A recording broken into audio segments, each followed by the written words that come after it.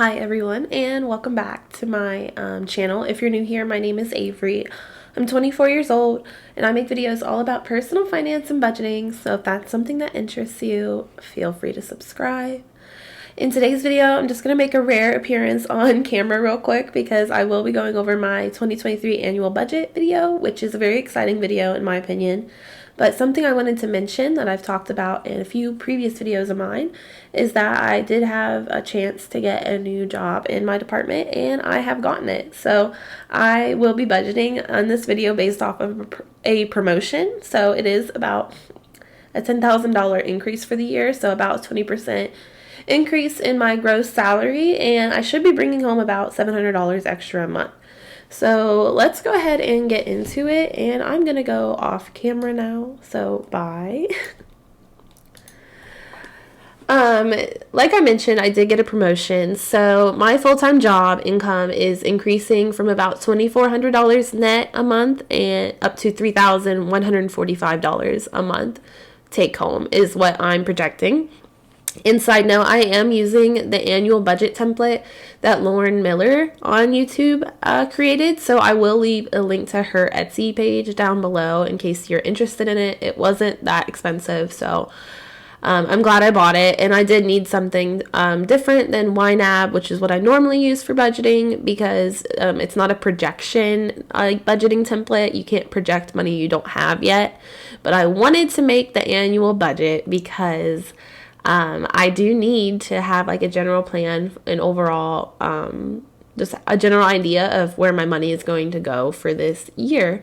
And I think an annual budget is great because it lets you look at your different priorities and ahead of time. So yes, like I mentioned, I'll be projecting $3,145 a month in income. So that comes out to about $37,740 from my full-time job. For the bakery, I didn't put any money here because I just don't know when I would work there. And honestly, with the promotion, I will probably end up trying to work less at the bakery. But that doesn't mean I won't ever work there. It is my first job that I ever had, and I do love spending time there. So it's not a big deal to work. I just, for my work-life balance, will probably work less there next year. And then all I have listed for extra income is just $125 4 times a year. This is because my job is doing what's called a lifestyle spending account. So you can use that money to reimburse for like a wide variety of things. But what I'm going to be using it for is I'm going to be submitting receipts for my spin class membership. And even though it costs more than that per month, they'll reimburse up to $125. There's probably going to be taxes taken out on that, but just for ease of this projection, I did not include any taxes in the reimbursement. So that would bring my total income to just over $38,000. And again, this is a net budget, so I'm not accounting for like gross budget deductions or expenses. It's what I take home, like what actually hits my bank account. From there, I did edit the spreadsheet a little bit just because I set up my budget slightly differently, at least in previous videos on this, but I will be changing it, obviously, now that I will be bringing in more income, and we'll see that here. So I have long-term savings. This is just like a debt/sinking funds category, fixed expenses, and then honestly, I just called this other things, so other things. So if we take a look here, the first section is long-term savings, and I think it'd be a good idea if I just tab over really quick to my 2023 financial goals. I thought about doing a whole video for this. Not sure if I will or not to talk about it more in depth, but to understand why so much money is here, it's good to know what my actual goals are for 2023.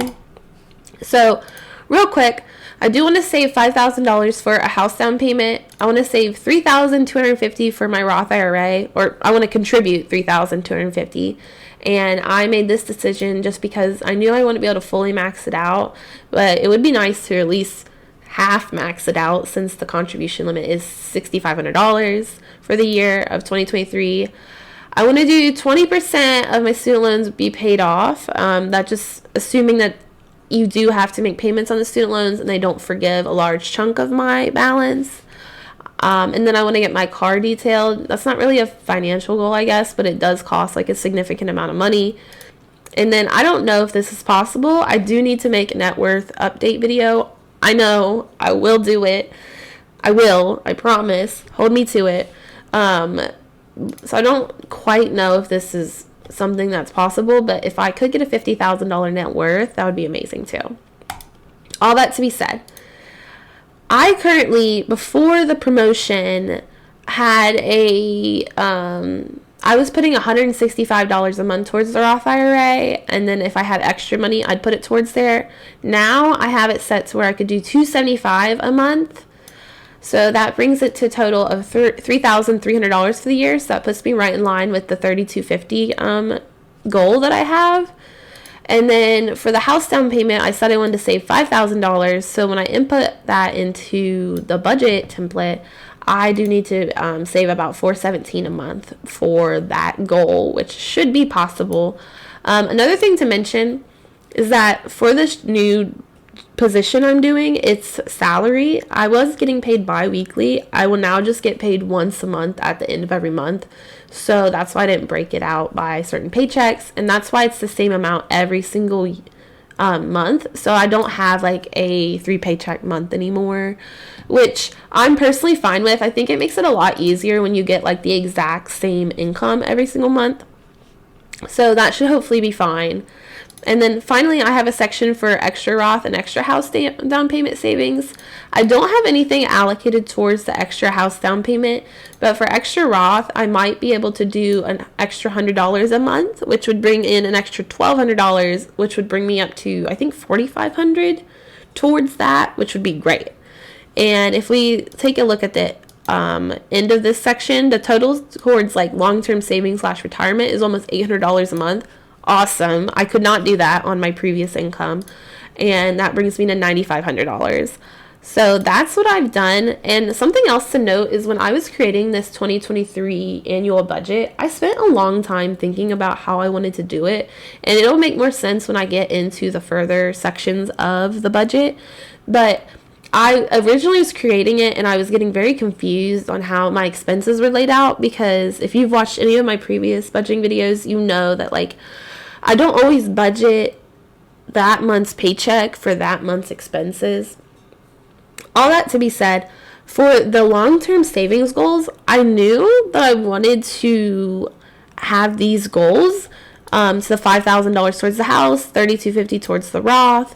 So I actually ended up like nuking the budget, just deleting everything, and then starting over with just inputting this information first. And then at the bottom, I took a look at what I had left to budget, and I filled out the rest of the categories. So that actually worked great, because how Lauren has this set up is I believe this is pay yourself first, or like one of her budget templates. She has it at the very beginning, pay yourself first. So I thought it'd be great if I started with this and then did everything else. So yeah, going down to debt and sinking funds, student loans. As you know, we don't know anything about student loans, but I do want to make sure I am considering it in my annual budget, because you should always assume you're going to have to pay off debt that you took on, unless something like a miracle from the government happens. Of course, I'll take the miracle, but if it doesn't, I need to have a plan for it. So that's why it's included in here. I didn't do anything for January through June, because I believe it doesn't restart until like June 30th or July. And then going into July, I believe my current balance is about $22,000, which would come out to about $250 a month is my estimate on the standard 10-year repayment option. So that's why I have it listed for $250 a month. We're going to skip past vacations for now, because the amounts are just very all over the place for a very specific reason. I decided on this to combine my Christmas / gifts categories on this budget template, and I do have it estimated for about $80 a month, which comes out to just under $1,000 for the year. Reason why I decided to do that is just because I don't want to make this too complicated. It is, at the end of the day, just an estimate. Future moving fund. This is a big thing to note for 2023 for me. I will be moving out of the apartment that I am currently in, and I'm going to be doing moving in with my boyfriend. And when we look at the rent, this will become more obvious as what's going on. But I have been saving a little bit of money towards this. with each paycheck, but I'm slightly changing it here. So for future moving, for January, February, March, April, it's just $50 a month. So I still have a little bit of money going in there because most likely, probably around April is my guess, I'll have to like put down a security deposit and maybe pay the first month. I have about $700 saved for this already. So I need to have just probably a little more money on that. And then in May and June, the amounts are a lot higher because the goal is to move in July. And there's nothing in July because I get paid at the end of every month. So that means the end of June is basically the start of July, if that makes sense.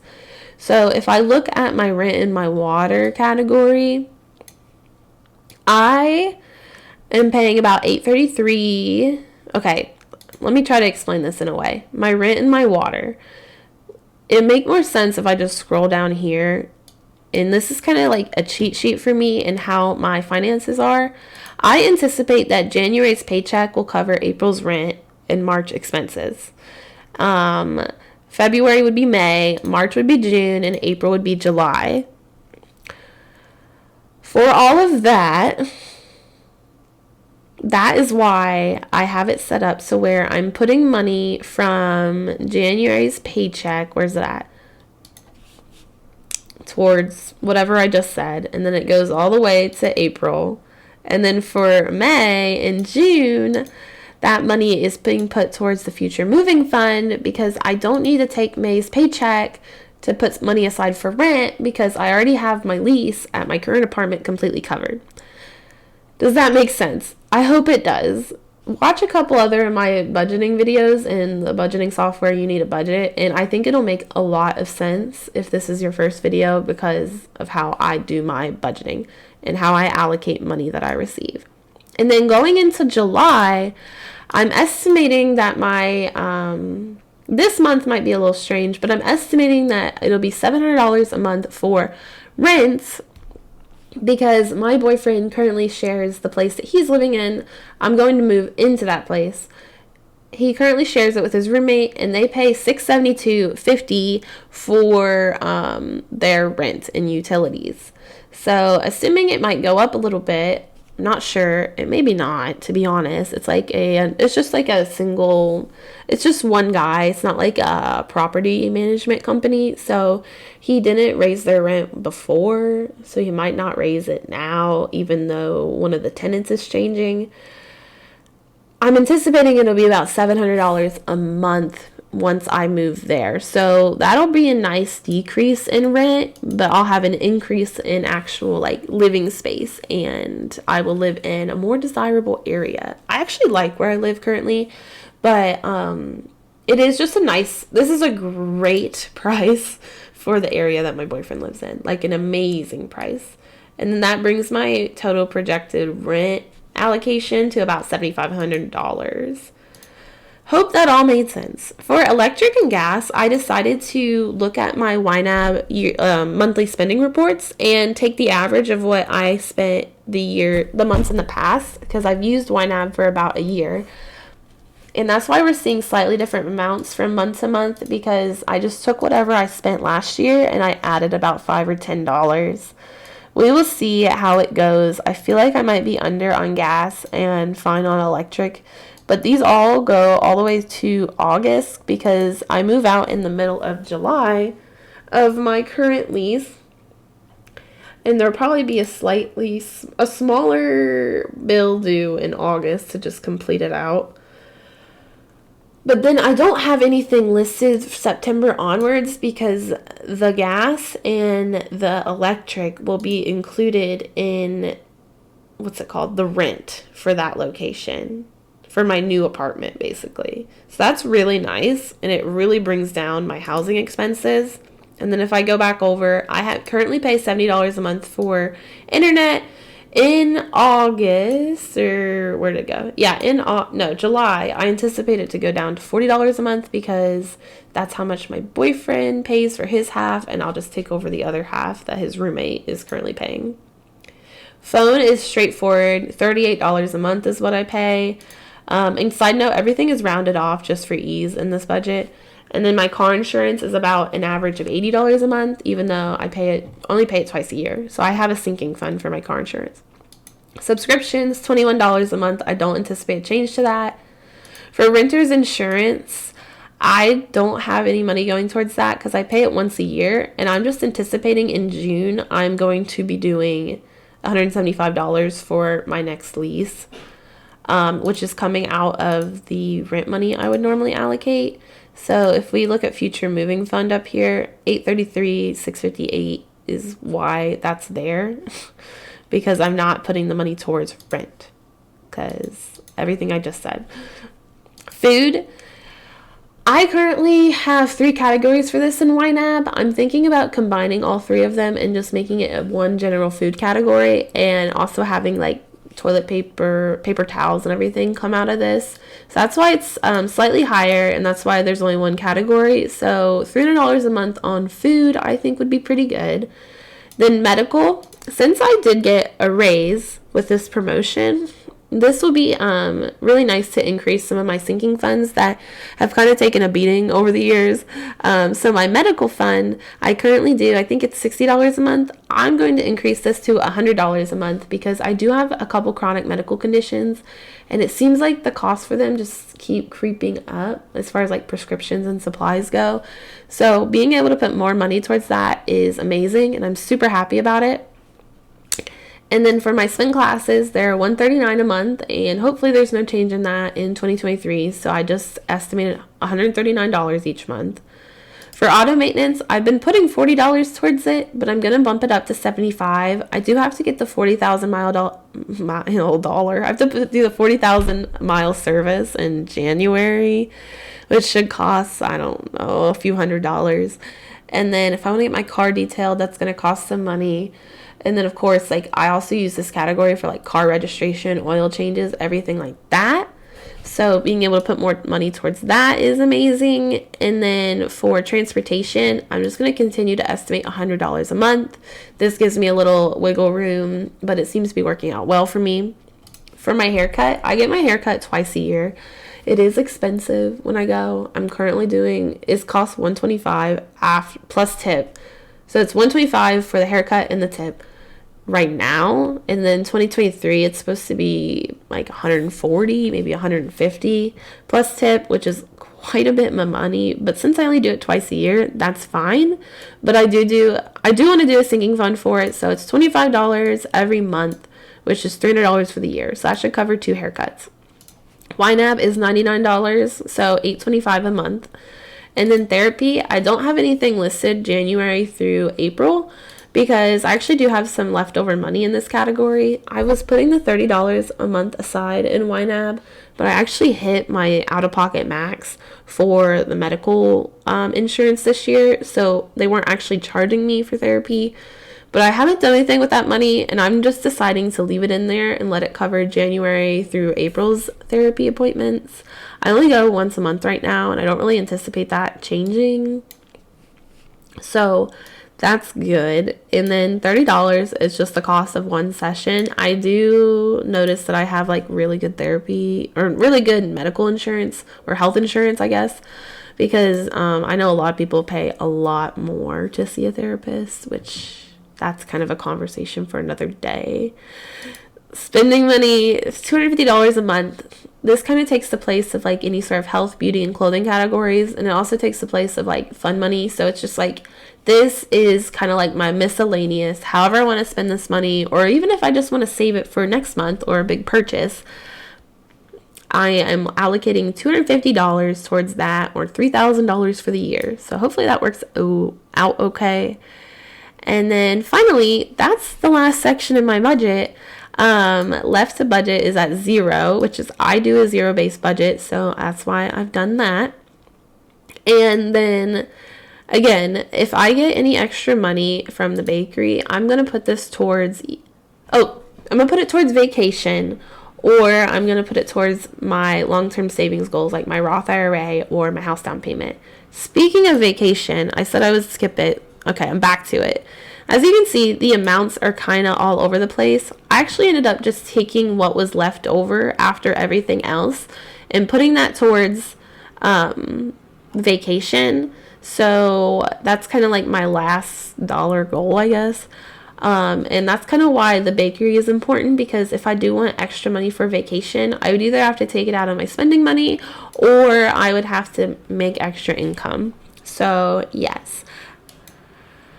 Yeah, okay. So, like I said, I did get a promotion, which I'm very excited for. Just to give you an idea what my job is, I'm currently basically a processor in higher education in a certain field. And moving forward, my job will be, it's considered a program consultant or a program coordinator. What I'm doing in that position is I basically train my department and other departments in the university with what my expertise is, not to be cryptic. So I do training. I work as a liaison between two departments that closely work together on the student facing side, but I work behind the scenes more. And what else does that job do? It's honestly a very jack of all trades job. There's a lot expected of you. You're training a lot of new employees to the system. And so maybe I'll talk about more in another video, but my gross salary should be $51,000 a year, which is great. A lot more than what I'm making now. And yes, I don't know what else to say about it, but that's my 2023 annual budget. Just to take a look at my goals, because I don't know if I'll do a whole video on this. I already mentioned the financial ones. My personal goals, I just want to do 100 spin classes. I want to lose 15 pounds. And I want to take 3 weeks off of work. I think I can do this. I earn my PTO as I go along. I think I can do this because I already have about a week that I'm going to carry over into next year. And maybe I will make a personal goal video so I can talk more about how I want to use this time, my time off, and when I want to use it and why. So yeah, I'll just end it now. Thank you so much for watching. Please like this video. It helps out my channel if you liked it, I guess. If you want to subscribe, you know how to do that. And yeah, so I'm going to head out now. Bye.